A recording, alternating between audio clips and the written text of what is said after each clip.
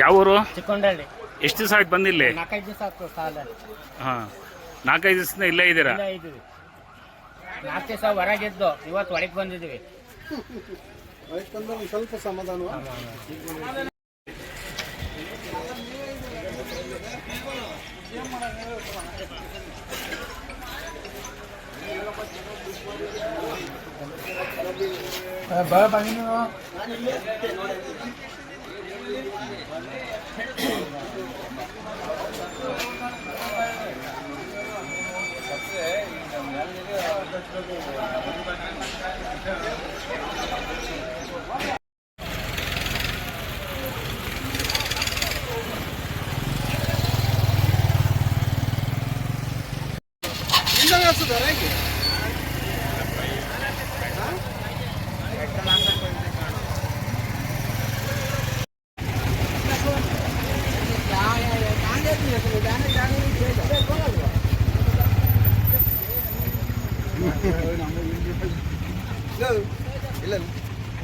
Hello,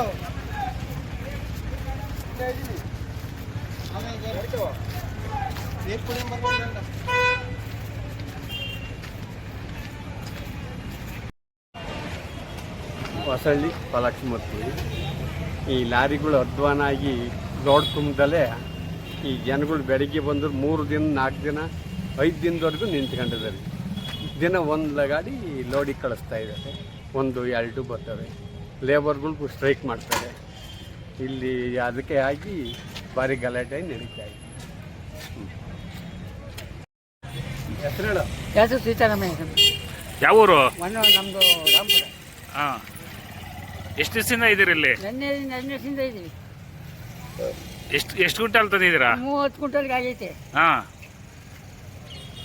ಮತ್ತೆ ಯಾಕೆ ಕಾಯ್ತಾ ಇದ್ದಾರೆ ಇಷ್ಟೊತ್ತು? ತಗೊಂಡಿದ್ದಕ್ಕೆಲ್ಲ ಯಾವಾಗ ಗಾಡಿ ಮುಂದ್ಕೋಬೇಕು ಹೋಗ್ಬಿಟ್ಟಿಲ್ಲ. ಅವ್ರು ಹೋದ್ರೆ ನಮ್ಮನ್ನು ಬಿಡೋದು ಹಿಂದಿಂದ ಹಂಗೆ ನಿಂತ್ಬಿಟ್ಟಿದ್ದು. ಹಂಗಾರೆ ಇಲ್ಲೇ ಇರೋದೇ ನೀವು? ಹಿಂದೆ ಮಾಡ್ತೀರಾ? ಅಲ್ಲಿ ಹೋಗ್ಬೇಕು ಊರ ಕಡೆಗೆ. ಮತ್ತೆ ಅದೇ ಆಗದೆ ಏನು ಮಾಡ್ತೀರಾ? ಹಂಗೆ ನಿಂತು ಹೋಗ್ತೀವಿ. ಗಾಡಿ ಬಾಡಿಗೆ ಕೊಡ್ಬೇಕು. ಅವರು ಬರ್ತಾರೆ, ಬಾಡಿಗೆ ಕೊಟ್ಟು ಅದನ್ನ ಕಳಿಸ್ಬೇಕು. ಅವ್ರಿಗೆ ಯಾವುದು ಟ್ರ್ಯಾಕ್ಟರ್ ಬಾಡಿಗೆ? ಟ್ರ್ಯಾಕ್ಟರ್ ಬಾಡಿಗೆ ಕೊಡೋದು, ಬಾಡಿಗೆ ರೈತರು ಬಾಡಿಗೆ ತಂದಿರ್ತಾರೆ. ಅವ್ರಿಗೀಗ ನಿಂತ್ಕೋದ್ರು ಬಾಡಿಗೆ ಕೊಡಬೇಕು, ಕೆಲಸ ಬಂದದಕ್ಕೂ ಬಾಡಿಗೆ ಕೊಡಬೇಕು. ಅಲ್ಲಿ ಇಳಿಸಿ ಹೋಗ್ಬಿಟ್ರೆ ಮತ್ತೆ ಅಲ್ಲೇ ಬಿಟ್ಟಿರ್ತಾರೆ. ನಮ್ಮ ಕೈಲಿ ತನಕ ಮತ್ತೆ ಹೆಂಗ್ ಮಾಡ್ತೀರಾ? ಅದೇ ಮಾಡಿ ಈಗ ಸಾಯಂತೆ ಹೋದ್ರೆ ತಂಗೆ ಹೋಗ್ತಾರೆ. ನೋಡ್ತೀವಿ, ಇನ್ನೂ ಒಂದು ರಾತ್ರಿ ಮಾಡ್ತೀವಿ. ಒಟ್ಟಿಗಿಟ್ಟಲ್ಲ ಸೊಳ್ಳೆ ಕಾಟ ಇಲ್ಲಿ ಬಿಟ್ಕೊಂಡಿದ್ದೀವಿ ರಾತ್ರಿಲ್ಲವ. ಇನ್ನೂ ಒಂದು ರಾತ್ರಿ ನೋಡ್ತೀವಿ. ಯಾರನ್ನು ಕೆಳಕ್ಕೆ ಯಾರು ಇಲ್ಲ, ನೋಡೋರು ಇಲ್ಲ. ಏನು ಮಾಡೋದು?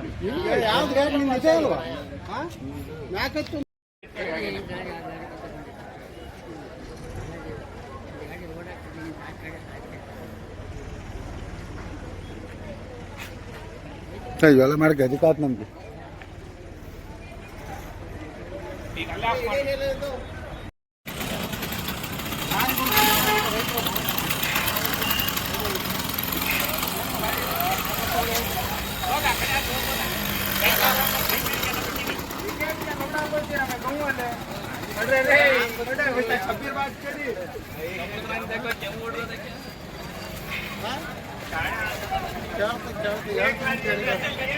ಗಾಡಿ ಬಿಡ್ರಪ್ಪ ಇವು.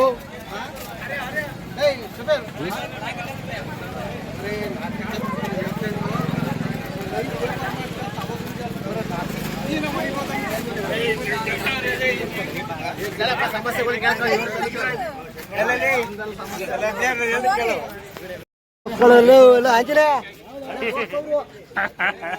ದೋಸ್ತ ನಮ್ ದೋಸ್ತ ಹಳೆ ದೋಸ್ತ ಅವರು.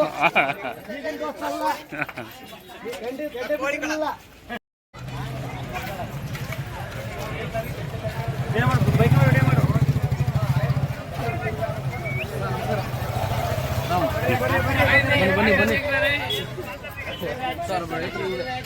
ಇವ್ರೆ ಹೇಳ್ರಿ ಬರ್ರಿ.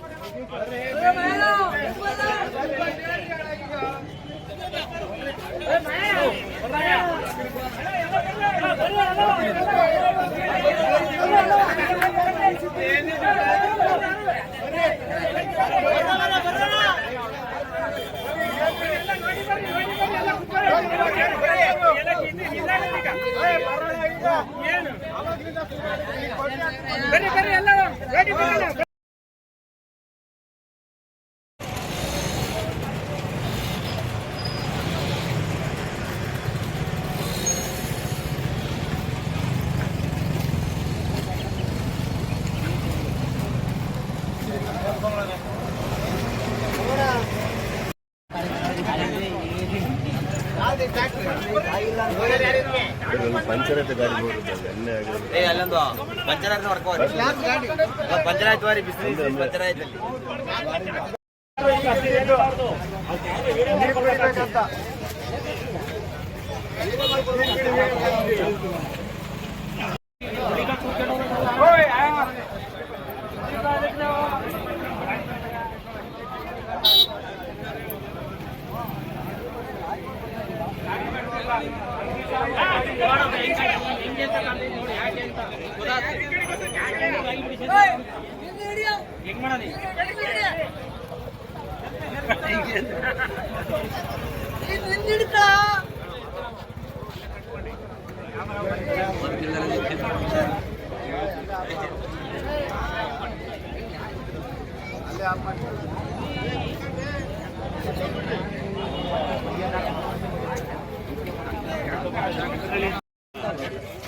ನಾವು ರೈತರು ತುಂಬಾಪುರ ರವಿ ಅಂತೇಳಿ.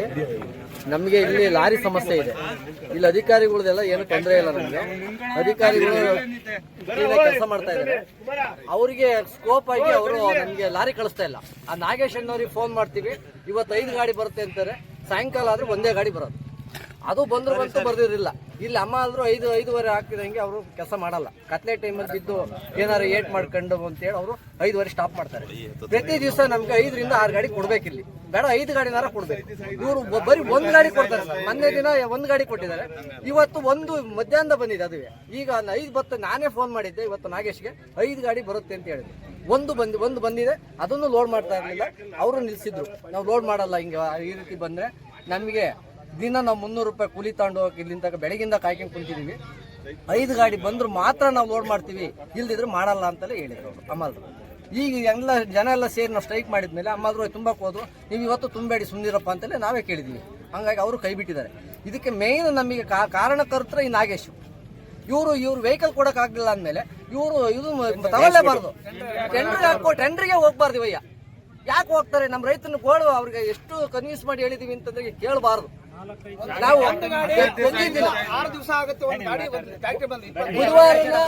ಬುಧವಾರ ಗುರುವಾರ ಇಲ್ಲಿ ಬಂದು ನಾವು ಗಾಡಿ ಹಾಕೊಂಡ್ರೆ ಲೈನ್ಗೆ ಕ್ಯೂಗೆ ನಾವಿನ್ 8 ದಿನ ಬೇಕು ಹೋಗಕ್ಕೆ. ಒಂದು ದಿನ 4 ಗಾಡಿ ಕಳಿಸ್ತಾರೆ, ಒಂದ್ ದಿನ 1 ಗಾಡಿ ಕಳಿಸ್ತಾರೆ, ಒಂದ್ ದಿವಸ ಇಲ್ವೇ ಇಲ್ಲ. ಆಮೇಲೆ ಅಲ್ಲಿ ಮಧ್ಯ ಏನಾರ ಒಂದು ಸೆಕೆಂಡ್ ಸಾಟರ್ಡೆ ಬಂತು, ಇನ್ನೊಂದು ಯಾವ್ದಾರ ಒಂದು ಗೌರ್ಮೆಂಟ್ ರಾಜ್ಯ ಬಂತು ಅಂದ್ರೆ ರಜಾ, ಭಾನುವಾರ ರಜಾ. ನಮಗೆ 8 ದಿನ ಆಗುತ್ತೆ ಒಂದು ಗಾಡಿ ನಾವು ರಾಗಿ ತಗೊಂಡ್ಬಂದ್ರೆ. 20 ಕ್ವಿಂಟಾಲ್ಗೆ ಒಂದು ಟ್ರ್ಯಾಕ್ಟರ್ ಬಾಡಿಗೆ ತಗೊಂಡ್ಬಂದ್ರೆ ಒಂದು ಟ್ರ್ಯಾಕ್ಟರ್ ಬಾಡಿಗೆಗೆ ನಾವು ಬಾಡಿಗೆ ತಗೊಂಡ್ಬಂದ್ರೆ 10 ಕ್ವಿಂಟಾಲಿಂದ 2 ಕ್ವಿಂಟಾಲಿಂದ ಇಲ್ಲಿ ಬಾಡಿಗೆಗೆ ಹೋಗುತ್ತೆ. ಈ ಪರಿಸ್ಥಿತಿ ರೈತರಿಗೆ ಬಂದ್ಬಿಟ್ಟಿದೆ. ಎಷ್ಟೋ ಟ್ರ್ಯಾಕ್ಟರ್ಗಳು ಸಹ ಈ ಬಿಸಿಲಿನ ಕಾವಿಗೆ ಬರಸ್ಟ್ ಆಗಿದೆ ಸರ್. ಇಷ್ಟೇ ಸಮಸ್ಯೆ ನಮ್ಗೆ ಅಧಿಕಾರಿಗಳಿಂದ.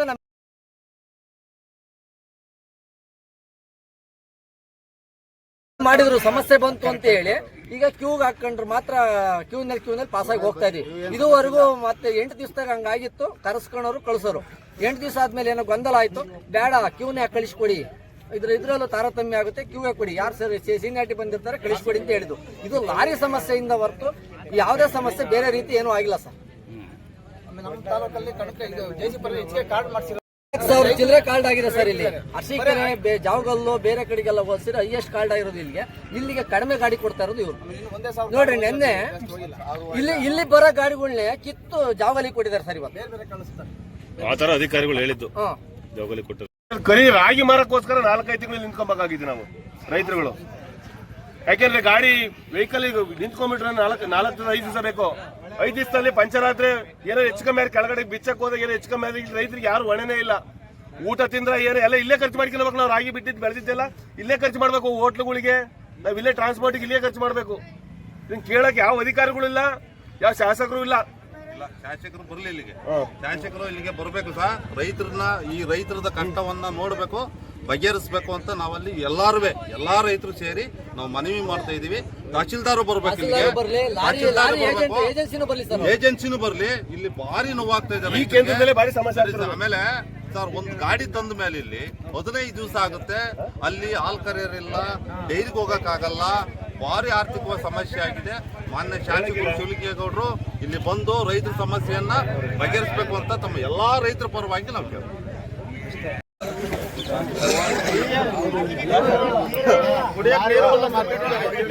48 ಡಿಗ್ರಿ ಇದೆ ಬಿಸಿಲು, 48 ಡಿಗ್ರಿ. ಯಾರ ನೇರವಾಗಿ ಏನಾಗಿದೆ ಅಂದ್ರೆ 48 ಡಿಗ್ರಿ ಇದೆ. ಹವಾಮಾನ ಇಲಾಖೆ ಏನ್ ಹೇಳುತ್ತೆ ಅಂದ್ರೆ 56 ಡಿಗ್ರಿಗೆ ಹೋಗುತ್ತೆ ಬಿಸಿಲು. ರೈತರು ಭಾರಿ ಹುಷಾರಾಗಿರ್ಬೇಕು ಅಂತ ಹವಾಮಾನ ಇಲಾಖೆನೇ ಹೇಳಿದೆ. ಇಲ್ಲಿ ಒಂದು ನೀರಿಲ್ಲ, ಒಂದು ವ್ಯವಸ್ಥೆ ಇಲ್ಲ, ಒಂದು ಶಾಮಿಯಾನ ಇಲ್ಲ, ಏನೂ ಇಲ್ಲ, ಯಾವುದೂ ಇಲ್ಲ. ಇವತ್ತೇನಾರ ಒಬ್ಬ ರೈತಿಗೆ ಏನಾರ ಅನಾಹುತ ನೇರ ತಹಶೀಲ್ದಾರ್ ಹೊಣೆಗಾರಿಕೆಯನ್ನು ತಗೋಬೇಕಾಗುತ್ತೆ. ಜವಾಬ್ದಾರಿಯಿಂದ ಫಸ್ಟ್ ಇಲ್ಲಿ ರೈತರಿಗೆ ವ್ಯವಸ್ಥೆ ಮಾಡ್ಲಿ, ನೀರಿನ ವ್ಯವಸ್ಥೆನಾರ ಮಾಡ್ಲಿ. ಆತರ ಇರೋದ್ರಿಂದ ದಯವಿಟ್ಟು ಇದನ್ನ ಮಾನ್ಯ ತಹಶೀಲ್ದಾರ್ ಬಂದು ಬಗೆಹರಿಸಬೇಕಿದೆ.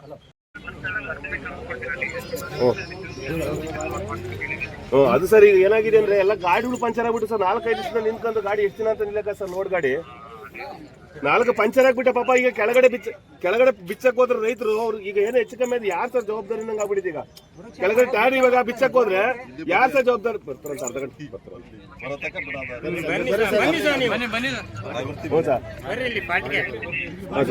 ಕಷ್ಟ ನೋಡ್ರಿ. ಏನು ತಡೆಯೋ ನಿಮಿಷ. ಅಲ್ಲ ಸರ್, ನೆನ್ನೆ ಮನೆಯಿಂದ ಒಂದೊಂದು ಗಾಡಿ ಸರ್, ಒಂದೊಂದೇ ಗಾಡಿ ಸರ್ ಆಗ್ತಿರೋದು. ಗಾಡಿಗಳು ಲೋಡ್ ಮಾಡ್ತಾರೆ ಒಂದೊಂದೇ ಗಾಡಿ.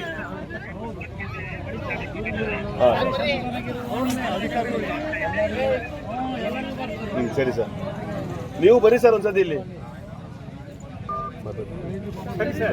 ರೋಡ್ ಜಾಮ್ ಮಾಡಿ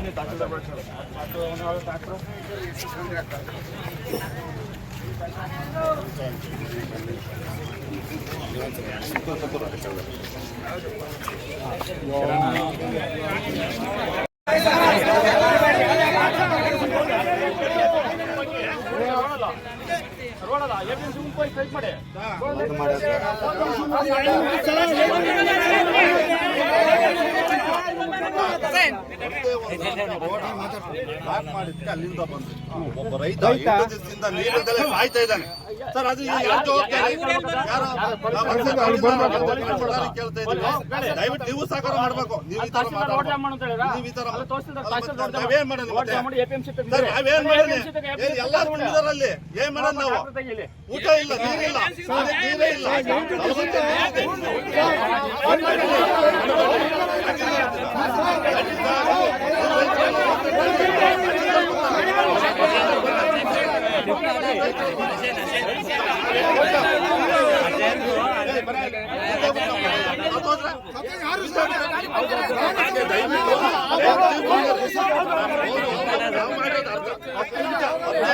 ನಾವು ಮಾಡಿರೋದು ಅದಕ್ಕೆ ಮತ್ತೆ ಏನು ಆಗಲ್ಲ.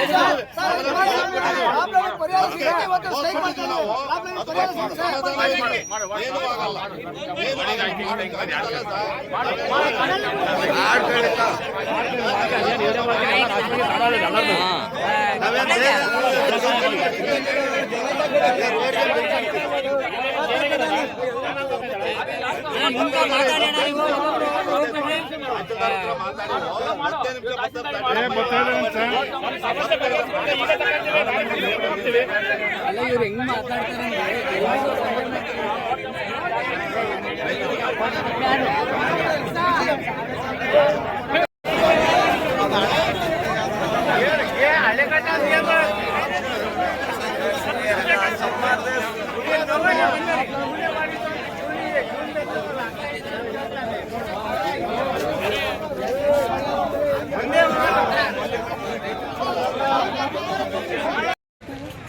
ತುರ್ತು ಸಭೆನೂ ಇಲ್ಲ ಏನಿಲ್ಲ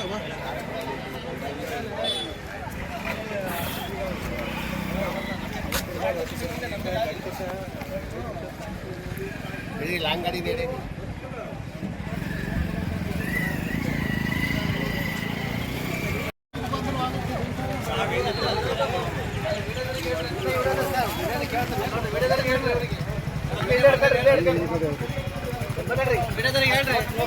ತೊಂದರೆ